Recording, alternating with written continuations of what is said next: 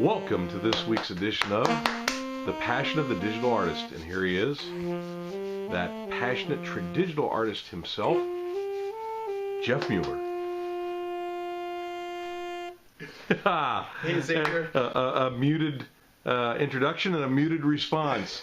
How are you, Jeff? I'm awesome. Welcome to The Passion of the Digital Artist. What do artists do all day? And this is my narrator, Xavier. Greetings. Greetings. And myself, Jeff Mueller, digital and traditional artist. And we're back again. Here we are. We're past the 150 mark. You know, we're at 151 and counting. It's just something that it's it's become part of us, right? You would think it would almost be second nature by now, but our own mutual incompetencies make it a bit of a challenge every week. So, but we have a lot of fun. I just look forward to the bourbon after. Yeah. Yeah. Well, you know, it's funny. I wasn't thinking bourbon. I was thinking rum, since you mentioned 151. Oh, but, okay. Well, well, you never know, right? Yeah, you never know. So what do we got cooking this week? Well, we got a couple things. I want to give a shout out to James Balestrieri. Hello, James. He has a place, he's special to me. He's written about some of my artwork, and then also he is my wife's uncle, which technically, really, for how long I've been with my wife, he's my uncle, but he's only a couple years older than me. You're his nephew-in-law. Right. I mean, but yeah, exactly. But him being just a couple years older than me, we've pretty much grown up together. And you both make me feel old because I'm older than both of you. Yeah, so. It's true. Yeah. But he has been very, very special to me, very supportive of my art career. He is now, I want to do a shout out, is writing consistently. He's a contributor to American Fine Art magazine, and he writes articles on a consistent basis. This month was An Eye for Accidents of Beauty. He has a special way of writing about artwork. James is the director of the J.N. Barfield Galleries in New York City, and he also is a playwright. He has a wonderful talent for writing. Definitely over the years that I've known him, a very unique outlook on life and a wonderful person. So I wanted to just throw that in. You can follow him. You can find him under James Balestrieri on Facebook. What Jeff does with a brush and a stylus, James does it with the written word. His articles are very concise, insightful, and they're works of art in and of themselves. He has a talent. There's no Certainly doubt. Does. So, shout out to Jim. So that brings us to the next thing. What I've wanted to do, we do a lot of educating on the video blog over the years, and sometimes it's just for artists, other times it's lessons in life. It just, after all this time, what we've talked about, there's a lot of things, but tonight I want to cover collecting digital artwork. It's a subject that is defining itself almost daily, and something that people really up until probably the last couple years, it wasn't something that a lot of people were doing, and it's just starting to kick off now.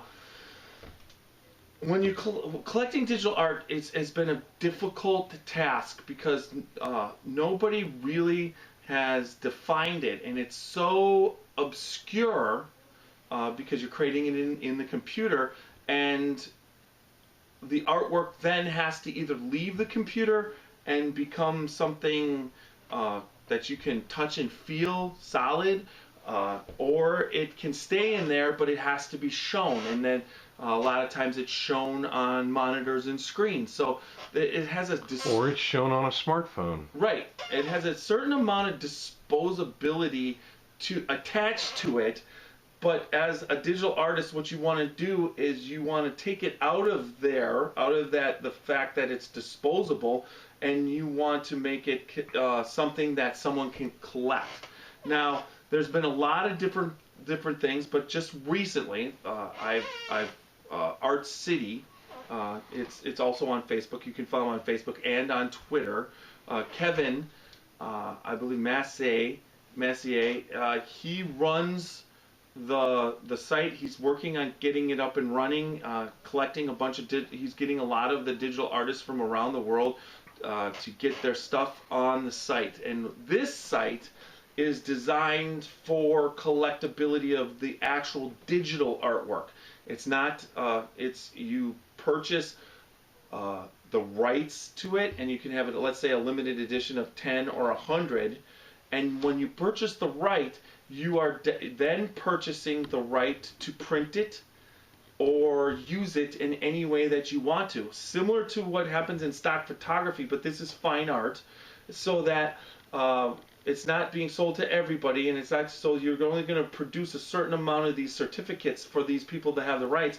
Plus, that's proof of ownership. So they have, for instance, and where the collectability is going to come into, let's say an artist that a digital artist becomes internationally famous. If you own the certificates from this particular artist, those will, because you have the certificate to that piece of art, those certificates in themselves will be the collectible value that has worth. You'll still be able to print the artwork, but you have a piece of that particular artist and what he has deemed or dictated to be yours. So let's just say Thomas Kinkade. We'll take a Thomas Kinkade. Let's say he was doing digital artwork. Well, he does his digital artwork, and and there are certain things. Well, you would purchase a Thomas Kinkade rights to that digital, and you would get a certificate, and it would be signed by him. It would have a seal, the whole thing. So that is the physical piece of artwork, and then your right to use the digital piece of artwork any way that you want to. You could do it in a large canvas, but anybody could print that in a large canvas because it's digital. But because you have the certificate giving you permission to produce that canvas, that's the key to that part of digital art, of collecting it. It's the certificate. Now, Art City is setting up a system where you use digital currency to purchase the certificates and the digital artwork. So it's pretty much a very unique way, because you're not actually using the dollar or whatnot. You're using an actual currency derived inside the computer, Bitcoin, that type of thing, where it's still to acquire the Bitcoin, you have to use real currency, but then you have the Bitcoin and you purchase it with that. So it's really kind of a unique spin on it, using digital currency to purchase the digital artwork. The other ways of doing it, and there's one way that people do it, it's that the artist himself produces canvas prints. In this case, this is Crossroads, and Crossroads has been produced on a canvas, small. There's a lot of other canvases that I have, larger format, whatnot. So but what I like to do, it would be a limited edition. So I would only produce 200 of these, or 100 of these, or 10 of these, depending on what I wanted the limited edition to be, and then that's all I would print out digitally, and then I would issue to people who purchased it a certificate of authenticity, and now it's in the physical world, and it's a piece of digital artwork that I brought into the physical world. And also, you can print on metal prints under the same exact type thing. So that to me makes the digital artwork similar to limited edition prints of what people do with photography and whatnot. Now, photography, usually the negatives that you use to print is what makes, those are the most sought after collectibles, because if you have the negatives, you have the ability, so when the artist is producing he has control over how many prints he can produce. So if the negatives are purchased, the person who owns the negatives, they can produce the prints. So with digital art, what I like to do is once I produce these prints, on one of them, I paint over and I create digital art, a combination between traditional and digital art. I paint on top of the digital art to finish the painting. I'm not somebody who just paints over the top of a photo or the print of my digital art to paint over it because I want it to have texture or whatnot. I paint over it to finish the paintings. So that's another way of collecting and making digital art solid, something that you can actually hold and physical. Now the last way, where you're just producing it onto a screen and showing it on a screen. A lot of people, they do it that way, the digital way, because they're not sure, but you'll have digital art shows, you'll have digital, a bunch of digital people coming in. I've done that through the See Me, and where I've gone to New York City and been in a show, and everything was digital on screens. So they had the screens up there numbered, and then they would produce one print and send it to you to show that you were in the show. And then they also, I was in the Times Square book, New York art. See Me takes over Times Square, and I was in that show, and they produced a book of the people in it. So I was in the book. So that makes what I was doing from the digital aspect, the collectability of I was in the book. So and that's where I got my literal 15 minutes of fame, I believe. Yes, definitely. Literally 15 minutes. So it was there's a lot of different ways, and it hasn't been set which is the way. There are definitely right now people with extensive fine art collections of paintings and photographs and whatnot that are starting to collect the well-known digital artists. There's a lot of people who are like, for instance, the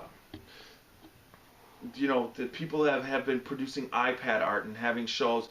It's definitely a collectible medium, but it's in its infant stages. So everybody just do your research on it, because this I believe digital artwork is going to take its place in history. And right now you have a shot at purchasing some of the best digital fine artists that are going to be the pioneers in this field, and you'll be able to actually it would be like getting a Picasso or a Banksy when he was selling his artwork for $20 a piece. Everybody brings up, so right now it's at a really nice, affordable level, and it's starting to be collectible. And once they've got it completely figured out how they're going to do it, it's going to explode and become something that is not as readily available right now. So I suggest everybody, if you know a digital artist or whatnot, that at this point you should jump in, because there's going to be some people out there that are really, really good. The next time, what I plan to do is I'm going to do a little bit of research, come up with probably 10, 15 digital artists that would be considered collectible today, and give you the links to their websites and whatnot, and show you the different people that are out there producing digital art. But that's the collecting of digital art. So there we are for this week. Sounds like you got the topic pretty well covered to me. It's what we started doing this for, to get to this point where it's starting to be when we started almost 5 long years ago, really digital art was almost it wasn't even a thought. There was a lot of people but it was more in the disposable end of it, where people would just do, it was being produced for advertising and whatnot, not into the fine art permanent collectability, and that technology has evolved us to this point, and it's quite exciting. People will just put large monitors on their walls, and they could cycle through your artwork. Right, and you can get, who knows, subscription based, where the artist can, when he's finished, you basically are tied in, and it updates your monitor. Lots of different ways of things, That's what people can do. Exactly. It's what's the accepted medium. Artwork as a service. Yep.